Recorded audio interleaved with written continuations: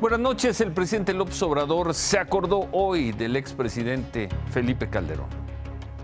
Calderón declaró la guerra y le pegó un garrotazo a lo tonto, al avispero, y nos metió en todo esto que estamos padeciendo todavía. No había ni siquiera un plan y en vez de atender las causas, quiso de manera espectacular resolver el problema solo con el uso de la fuerza. Cuando declara la guerra a la delincuencia organizada, va a Michoacán, a Patzingán, y va vestido de militar, se pone un chaleco que hasta le quedaba grande, parecía el comandante Borol,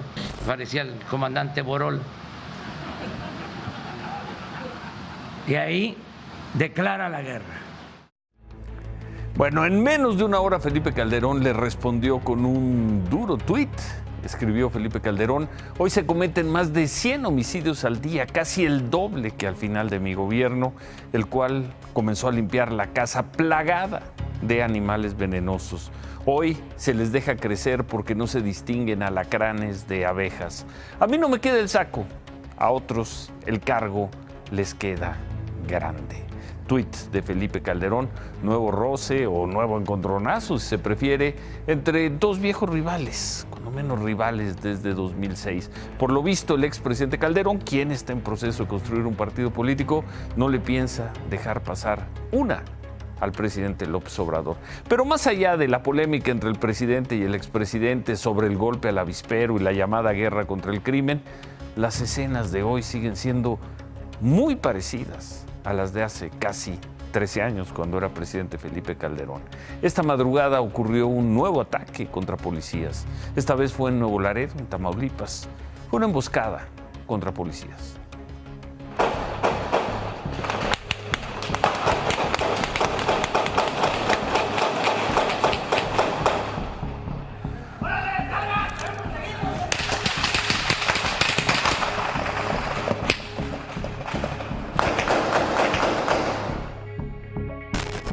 Con este ataque sorprendieron a policías estatales de Tamaulipas en un hotel de Nuevo Laredo que sirve como base de operaciones de los agentes. Los responsables de la emboscada serían integrantes del Cártel del Noreste.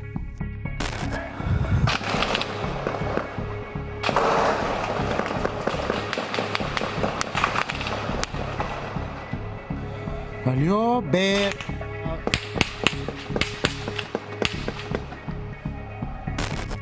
De acuerdo con los informes policíacos, el ataque ocurrió a las 2:45 de la madrugada en el Hotel Santa Teresa, que está ubicado frente al Instituto Tecnológico de Nuevo Laredo.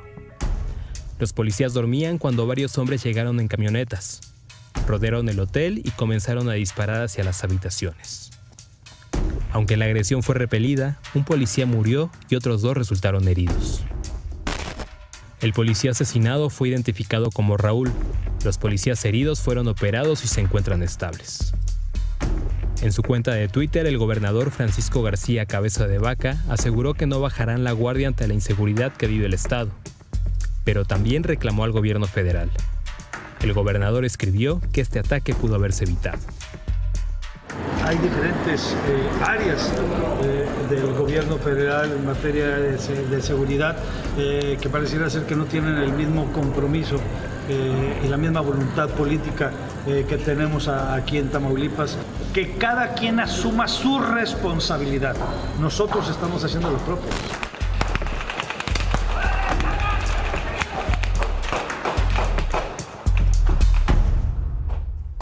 Apenas el miércoles se había dado otro ataque contra policías ahí en Nuevo Laredo. Hay personas armadas que viajaban en camionetas rotuladas con la frase Cártel del Noroeste. Atacaron a policías estatales que instalaron un filtro de seguridad en la salida hacia Piedras Negras, Coahuila. En ese ataque resultaron heridos 3 policías. Veíamos que el gobernador de Tamaulipas se quejaba de que el gobierno federal no está haciendo todo lo que le corresponde en materia de seguridad. Consultamos con fuentes de la Secretaría de Gobierno, del gobierno de Tamaulipas, a qué se refería el gobernador. Nos respondieron que se pidió apoyo al ejército en los operativos contra los grupos criminales de Nuevo Laredo, pero que ese apoyo no ha llegado. Acusan que en este momento para los soldados la prioridad es atender a la migración, no a los grupos criminales, no el tema de la seguridad. Parte de esa falta de voluntad, nos dicen en el gobierno de Tamaulipas, parte de eso es, por ejemplo, que los soldados que están asignados al cuartel de Ciudad Mier simplemente no acuden o evitan ir cuando se les pide apoyo en los enfrentamientos en la zona conocida como la Frontera Chica. Malestar en el gobierno de Tamaulipas por el tema de la seguridad y por la forma en que los está apoyando el gobierno federal. De acuerdo con datos de la asociación Causa en Común, en lo que va del año han asesinado a 249 policías en el país. 5 de esos policías fueron asesinados en Tamaulipas. De acuerdo con estas mismas cifras, el año pasado mataron a 13 policías allá en Tamaulipas. Y bueno, Tamaulipas, en Matamoros, anoche fue asesinado el sacerdote Martín Guzmán. Le dieron 4 puñaladas adentro de una parroquia, la parroquia Cristo Rey de la Paz.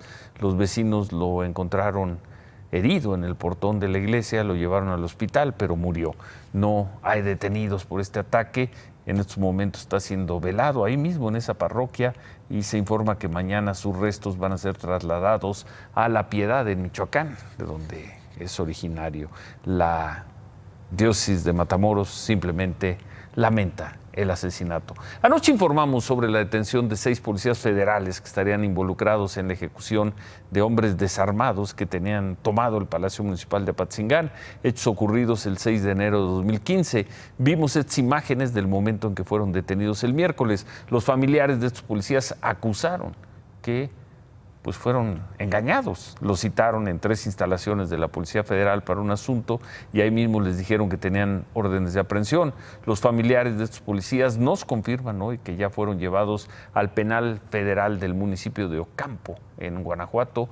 Ahí ya se les hizo ya se les aplicó la primera audiencia. Imagen Noticias habló con la esposa de uno de estos policías y nos comentó que su esposo en todo momento acudió a las audiencias del caso durante estos 4 años y que en ningún momento le señalaron nada o le habían señalado nada. En otras cosas, el viernes, ¿en qué estábamos hace 8 días a estas horas? El viernes, pues estábamos en estas imágenes. Se habló de que fueron unas 3,000 mujeres las que se manifestaron en la glorieta de los insurgentes. Lo recordarán, de ahí marcharon al Ángel para exigir que pare la violencia contra ellas, contra las mujeres. Vimos cómo vandalizaron el Ángel de la Independencia, la estación del Metrobús de Insurgentes y una estación abandonada de la policía en la zona rosa. Eso fue hace 8 días. Bueno, en eso estábamos. A lo largo de la semana surgieron convocatorias para otra protesta. La principal iba a tener lugar hoy a las 6:30 de la tarde afuera de las oficinas de la Procuraduría de Justicia de la ciudad. Los colectivos de mujeres nos dijeron toda la semana que esa no era una convocatoria, que ellas no estaban convocando. Las mujeres que convocaron y protestaron hace 8 días nos dijeron en muchas ocasiones que esa no era su marcha. Hablaron de riesgos de violencia, de provocación. Y bueno, pues ahí están las imágenes. Los únicos que llegaron a la protesta fueron los periodistas. No llegó ni una sola mujer a protestar afuera de la Procuraduría. Nuestros reporteros nos dicen que había unos 45 periodistas, camarógrafos, fotógrafos, pero ninguna mujer protestando. Lo que sí sigue en pie es una asamblea el domingo donde los colectivos de mujeres, los que protestaron el viernes pasado, en esta asamblea van a definir qué tipo de acciones o protestas van a hacer en el futuro. Entonces, este viernes, 45 periodistas, ninguna mujer.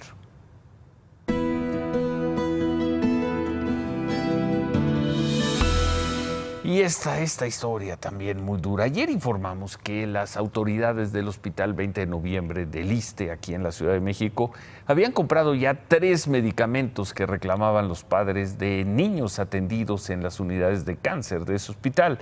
A pesar de ello, padres y madres de niños pues, que están ahí internados protestaron esta mañana con el bloqueo de calles y avenidas alrededor del hospital. Exigieron el abasto de esos 3 medicamentos y de otros 3 utilizados en quimioterapias. También pidieron esto.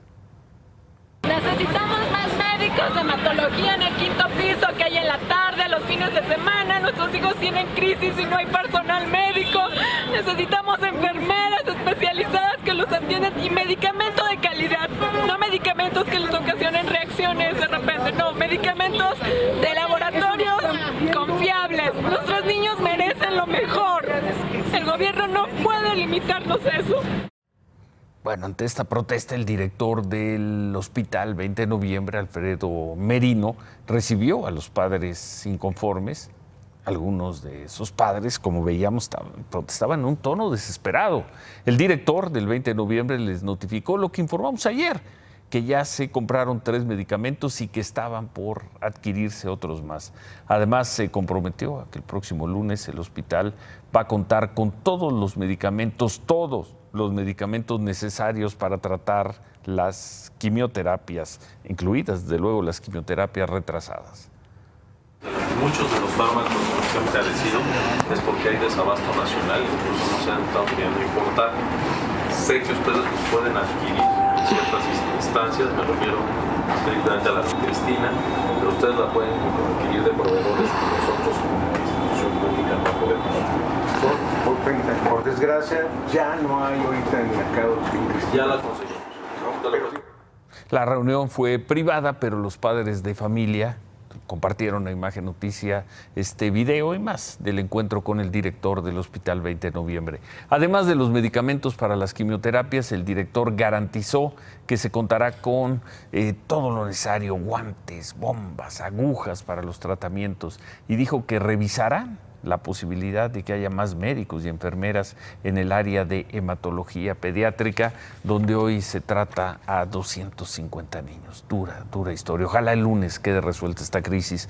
Ojalá. Sobre el caso que presentamos ayer también, el del Hospital Infantil Federico Gómez, los padres nos informaron que no han tenido una respuesta a sus peticiones, entre las que se encuentra también el abasto inmediato. Ahí están pidiendo 2 medicamentos para quimioterapias. Estos padres informaron que se van a reunir mañana por la tarde para definir las acciones de protesta que llevarán a cabo. Hablan de tomar casetas en carreteras federales, de bloquear incluso el acceso al Aeropuerto Internacional de la Ciudad de México. Se reúnen mañana.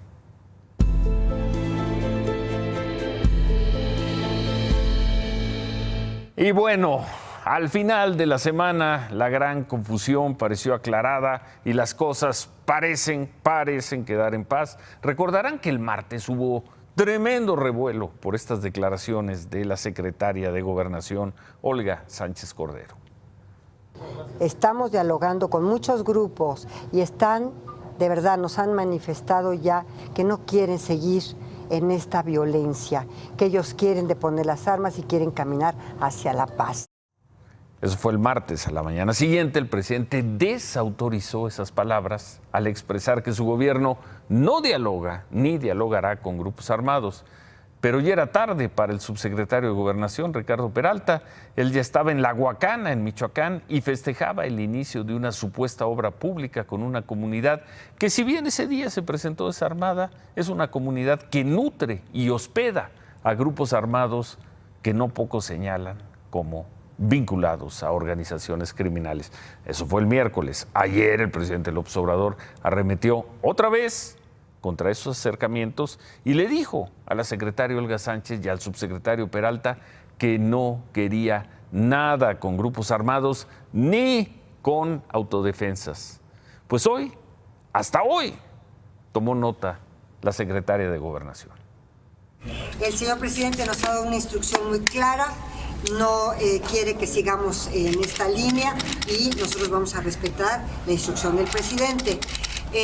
La intención era buena, la intención era la pacificación, la intención era llevar empresas e industria a estas zonas, pero vamos a conservar un poquito más la calma y posteriormente a lo mejor podemos entrar a la agroindustria dentro de estas zonas y a las industrias y a promover desarrollo de una forma diferente.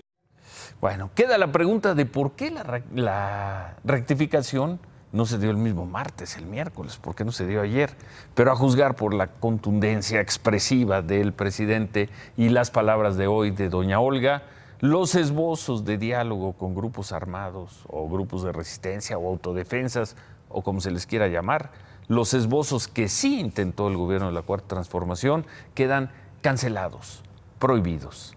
En medio de todo esto, hoy volvió a correr fuerte la versión de que Olga Sánchez Cordero sería removida de la Secretaría de Gobernación. Aquí sí, ella rápidamente salió a atajar los rumores. Y estos adversarios que yo tengo siempre están diciendo que yo renuncio o que me enfermo. Ni renuncio ni me enfermo. Estoy más firme que nunca. El señor presidente me tiene una gran confianza y aquí estaré. Bueno, pues colorín colorado con las autodefensas, colorín colorado por lo pronto.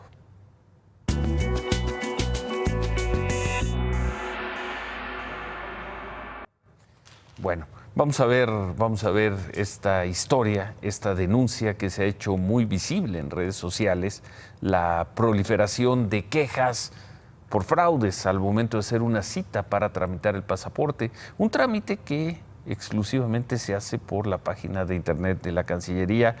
Recibimos muchas quejas a lo largo de las últimas semanas, meses, y presentamos este trabajo. Así se está operando este método de fraude.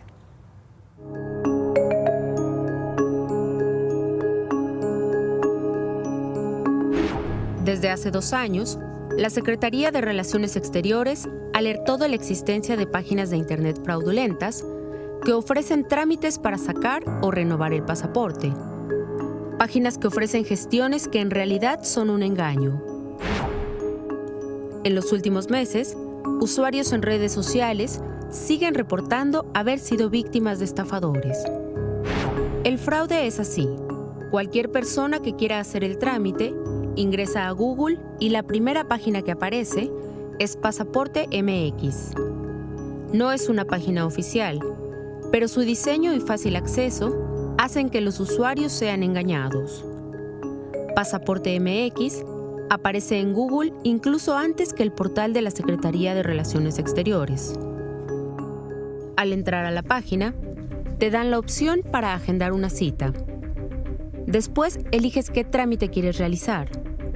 Al aceptar, se abre un chat en el que solicitan datos personales, nombre y clave CURP.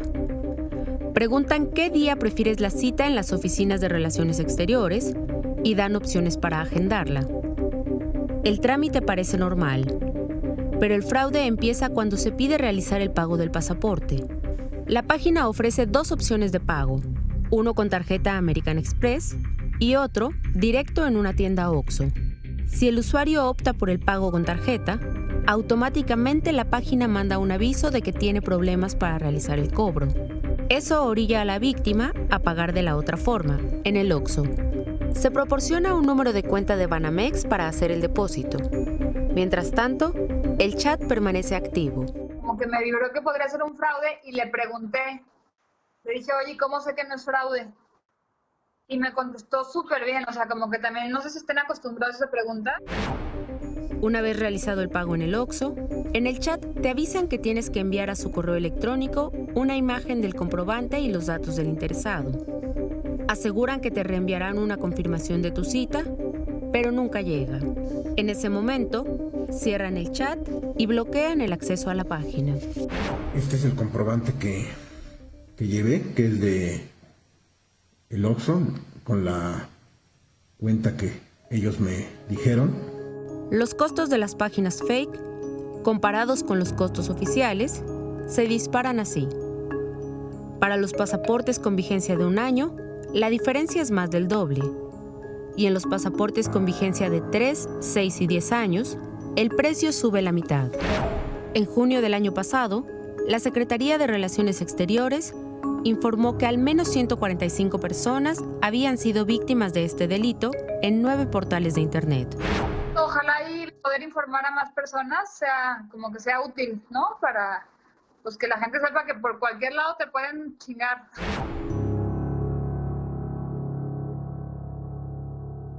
estamos tratando de encontrar el tamaño de este fraude porque pues es mucha gente la que ha caído en esta situación, a pesar de que en la página de la Secretaría de Relaciones Exteriores son muy notorios los avisos, las alertas de que los trámites para citas de pasaporte son exclusivas del gobierno.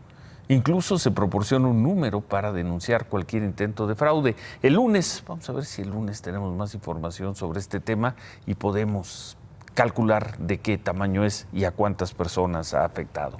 Esta noche se dio un flamazo en la toma clandestina que fue localizada ayer en la colonia Granjas, México, en Iztacalco. Empleados de Pemex soldaban la toma clandestina. Cuando se dio ese flamazo, se reportan 6 trabajadores heridos que ya fueron llevados a un hospital de Picacho, de acuerdo con el hospital de Pemex, ahí en Picacho. De acuerdo con Pemex, el riesgo ha sido controlado y hay en estos momentos bomberos, personal de protección civil, de la Guardia Nacional y de la policía de la ciudad.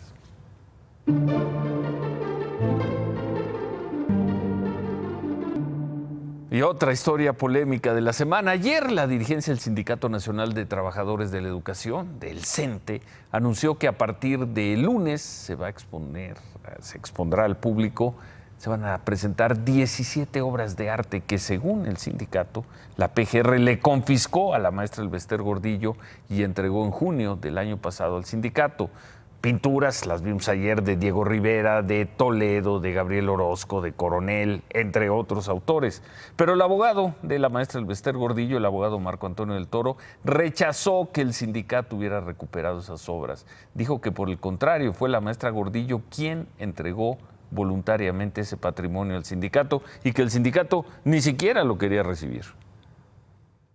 Lo que puedo manifestar es que en este acto hubo mentiras, absolutas mentiras, no solamente ahora que hicieron esta exposición, sino desde que recibieron las cajas hace un año, en donde repitieron la mentira de decir, recuperamos esto para el sindicato. No es cierto, no lo recuperaron. La maestra lo puso a su disposición y fue la maestra quien lo adquirió para el beneficio de los trabajadores de la educación.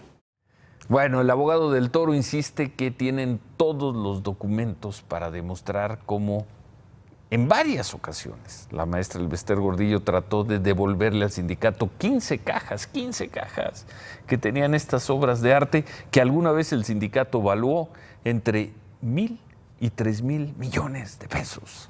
Y en todos sus intentos, según dice el abogado, ningún representante del sindicato acudió jamás a requerir la devolución del acervo y ahora presentan esta expulsión. Hace un año, cuando la entonces PGR le entregó a la dirigencia sindical esas 17 obras en un comunicado oficial, el propio sindicato informó que, de acuerdo con especialistas, los 17 cuadros tenían un valor que iba de los 1,000 a los 3,000 millones de pesos.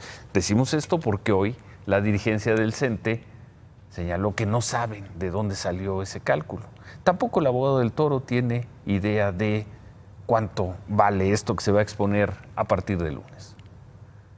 El valor lo desconozco y es un valor que es incalculable por lo valioso del patrimonio histórico que recuperó la maestra Gordillo para los trabajadores del Sindicato de Trabajadores de la Educación.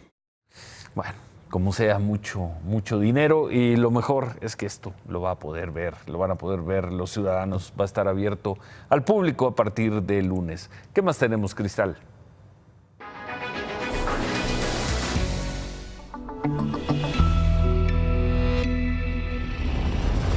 Continúa vivo el fuego en distintos puntos de la selva amazónica. El presidente Jair Bolsonaro dijo que no hay recursos suficientes para combatir los incendios cuando hace unas semanas rechazó a donantes interesados en apoyar la causa. Después comentó que es probable que intervenga el ejército en el combate a estos incendios que llevan más de 2 semanas. Bolsonaro ha recibido fuertes críticas por permitir la deforestación indiscriminada y por su falta de acción. Hoy, el avión cisterna más grande del mundo aterrizó en Bolivia para ayudar en las labores de combate. Recordemos que la selva amazónica es compartida por Brasil, Bolivia, Colombia, Ecuador, Guyana, Perú, Surinam y Venezuela.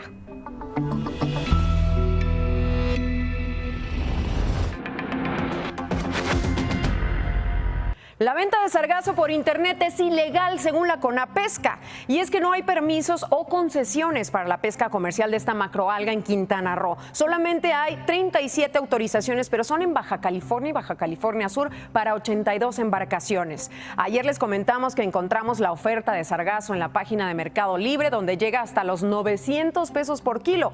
Hoy la Comisión Nacional de Acuacultura y Pesca respondió que no se multará a quienes lo utilicen para el autoconsumo, pero si es usado con fines comerciales, la penalización es de casi 85,000 pesos.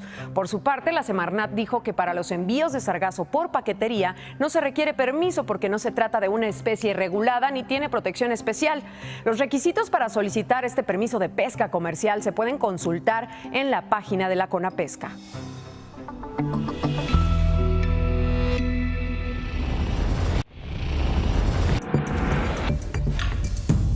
Las tormentas que se presentan en varios puntos de México ocasionadas por Ivo, el noveno ciclón tropical que se forma en aguas del Pacífico en la actual temporada, ya han provocado daños. En el caso de Aguascalientes, los cuerpos de emergencia y autoridades reportan 102 llamadas de emergencia por caídas de bardas, encharcamientos, autos varados y viviendas inundadas. En Zacatecas, varias colonias de Fresnillo se inundaron. Una persona resultó lesionada y aún no cuantifican los daños en vehículos, hogares y comercios. En Sinaloa también se reportaron daños. La declaratoria de emergencia emitida por Protección Civil fue para los municipios de Rosario, Mazatlán, Elota, Mocorito y Guasave. Con esta acción se activan los recursos del Fonden. La alerta continúa según el Servicio Meteorológico Nacional porque la tormenta tropical Ivo provocará más lluvias en el noroeste de México.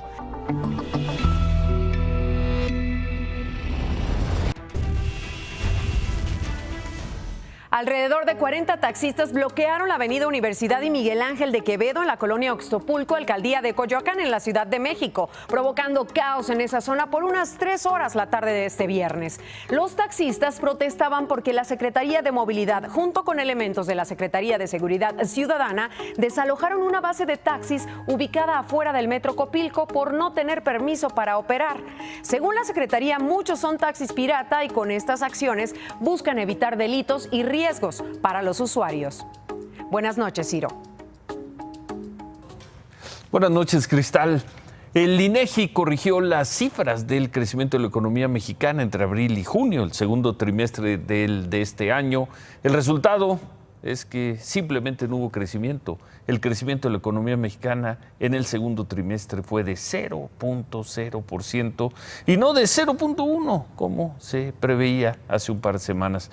Con este dato se actualizó y queda el registro de que la economía mexicana está estancada desde octubre, cuando menos desde octubre del año pasado. Pero el presidente López Obrador confía en que a final de año el crecimiento de la economía sea muy superior a ese 0.0, 0.1.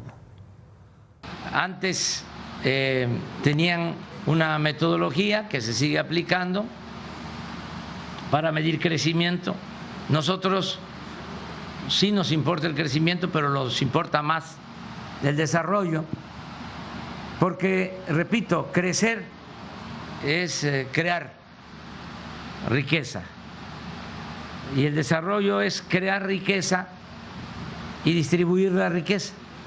Por eso, no me preocupa mucho el asunto. ¿Modificaría usted su expectativa de crecimiento para este año? No, sigo igual, Pero no se va a alcanzar el 2%. No, porque vamos muy bien, muy distinto a lo que piensan los expertos. Bueno, el hecho concreto es que al tener más datos, como siempre ocurre con las revisiones del Producto Interno Bruto, hoy nos quedamos claramente estancados. Venimos de 5 trimestres que han sido malos, el peor de estos, el cuarto, que hubo una caída, le dicen los expertos, un crecimiento negativo en la economía, y ahora con la cifra revisada de 0, pero no cambia nada con lo que decíamos ayer. Sí, lo cierto es que no vamos muy bien. Lo cierto es que, a ver, vamos. Más allá de esa discusión medio ilógica de si 0.0, 0.1, menos 0.1. Es absurda. No vamos muy bien. A ver, estar en menos 0.1, 0 o más 0.1 es lo mismo. O sea, exactamente ahora, ¿cómo lo se mismo. va a salir de esto? Es evidente y se entiende el presidente López Obrador, como hizo el presidente Calderón, el presidente Fox, como hacen todos los presidentes. El presidente Echeverría, el presidente tiene que salir a el decir presidente de que la Madrid. situación no está tan mal y que vamos muy bien. ¿Cómo? ¿Qué va a hacer la economía mexicana Tenemos que entender para dos salir cosas. de esta? La primera de ellas es que hay una tormenta. O sea, que está lloviendo muy fuerte. O sea, esa es la primera de las cosas que hay que entender. Muy bien. Porque hay quien dice, hay que disminuir el superávit primario de una manera brutal, hay que endeudarnos un poco más, hay que forzar a que Banco de México baje las tasas. Y todo eso puede hacer que el tipo de cambio nos termine dañando mucho más. Hoy cerró en 19.90. El interbancario. El interbancario cerró en 19.90 la semana. ¿Por qué? Porque China y Estados Unidos están agarrando, ahora sí ya con todo, ahora sí ya con todo están agarrando China y los Estados Unidos. En ese contexto, hay que entender, la economía mundial está creciendo menos. Si se cumplieran todas las amenazas que hay de guerra comercial, el mundo crecería 1.9% menos. Es decir, México tendría una caída de su economía del 2%. Y entonces, si nosotros hay que tomar nos sentamos a ver la película... No, hay que tomar medidas en contra del ciclo económico. ¿Qué es eso? A ver, un ejemplo. Mantener la disciplina fiscal. 2. Mantener el orden. Y ahí al mantener la disciplina fiscal significa seguir disminuyendo la deuda como porcentaje del Producto Interno Bruto, seguir manteniendo un superávit razonable en un número cercano al 1. 2. Mantener la inflación bajo control, eso es fundamental. Bueno, todo está muy bien, pero ¿cómo vamos a salir Punto de esto? número 3. Teniendo una mayor inversión. Ya con los datos últimos, ya por ejemplo hay una reactivación del sector de la construcción por una cosa que parecería para algunos menor, pero es muy importante. Infonavit cambia los parámetros para dar crédito hace un par de meses. Ya empezaron a darse créditos a montos menores y a activarse la construcción particular. Entonces, lo que tenemos que hacer son medidas que hagan que haya inversión privada y que en un entorno de bajo crecimiento ahí nos mantengamos. Para efectos, este ya es un año perdido. Pues yo no sé si perdido ya es o un no. año perdido. Es un año que se va a acabar. No, y te voy a decir si por se qué crece, no. se va a crecer en 0.3. Y si estuviéramos soltando el gasto y si tuviéramos políticas irresponsables, es que este es un año... Y si estuviéramos. Por eso, es que yo no lo veo perdido. Ya es un año perdido en crecimiento económico. En crecimiento económico es un año perdido. Habremos crecido como creceremos, si bien nos va a 0.8, 0.6, que compara muy desfavorablemente contra el 1.6 del primer año de Enrique Peña Nieto, que es una manera de compararlos. Pero el hecho es que como no se han hecho tonterías en materia económica, no se han hecho tonterías en materia macroeconómica, pues si todo el mundo se amarra en la calle, puedes decir, tengo el mejor carro del mundo, pero más te vale frenarte. Bueno, ¿todavía la vas a rematar? No, ya me voy, ya. Adiós, que les vaya bien. Se puede decir que el México político tiene ya su historia olvidada. Mañana se cumplen 8 meses de la caída del helicóptero donde perdieron la vida la gobernadora de Puebla, Marta Erika Alonso, y su esposo, el senador y exgobernador Rafael Moreno Valle. 8 meses y nadie parece acordarse de ellos. No hay nadie que esté presionando a la autoridad para que informe qué fue lo que ocurrió. ¿Cómo es que un helicóptero en perfectas condiciones, con un clima inmejorable y sin reporte de crisis durante el vuelo, se desplomó el 24 de diciembre al mediodía? La autoridad, la Secretaría de Comunicaciones y Transportes, no reporta nada significativo. Se limita a hacer una administración de la crisis, a jugar al olvido. Y está teniendo éxito, porque ya casi nadie habla del helicóptero de Marta Erika Alonso y Rafael Moreno Valle. Tampoco hablan los aliados políticos del llamado morenovallismo. Tampoco ellos transpiran indignación. Esos aliados que en voz baja hablaban de un atentado, de un crimen de Estado, ya no dicen nada. El PAN cada tanto, PAN, el partido de los hoy difuntos, cada tanto sale a decir 2 o 3 generalidades y no más. 8 meses y el olvido, 8 meses y la desinformación, 8 meses y una misma pregunta. ¿Por qué cayó el helicóptero? ¿Por qué si todo estaba muy bien? Imagen Noticias con Ciro Gómez Leiva, lunes a viernes 10:30 p.m. Participa en Imagen Televisión.